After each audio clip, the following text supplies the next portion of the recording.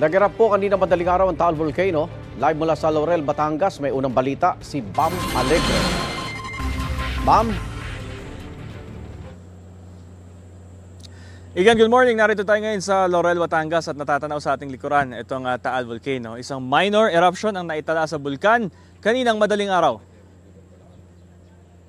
2:02 a.m. nang maobserbahan ng isang minor phreatomagmatic eruption sa main crater ng Taal Volcano. Nakunan ito ng thermal camera ng Taal Volcano Observatory at ng IP camera ng Main Crater Observation Station. Lumikha ito ng 2,500-meter eruption plume na papunta sa direksyon ng northwest o Hilagang Kanluran. Ayon sa mga taga rito, gaya ni Jennifer Monforte, nakahanda silang lumikas kung kakailanganin, lalo't malapit sila sa 7-kilometer permanent danger zone. May mga go bag sila na naglalaman ng mahalagang supplies at papeles. Ang isa pang residente na si Raymond Rojas nakabantay rin sa pag-alboroto ng bulkan. Pakinggan natin ang kanilang mga pahayag. Ready ba kayo lumikas anytime kung sakali? Opo. Sumusunod naman po kami sa mga abiso ng aming barangay kung ano po yung dapat.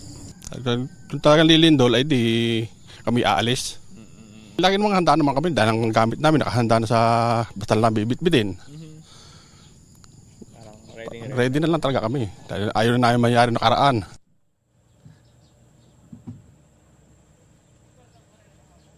So Igan, nananatili ang Alert Level 1 sa Taal Volcano. Nakabantay sa bulkan ng Disaster Office ng Laurel, Batangas at nakatutok sa mga update ng PHIVOLCS. Pero hindi pa sila nagbigay ng kautusan para lumikas at tumanggi muna sila magbigay ng panayam sa ngayon. Ito ang unang balita mula rito sa Laurel, Batangas. Bam Alegre para sa GMA Integrated News. Bam, kamusta na ngayon ang Taal? Anong obserbasyon mo dyan?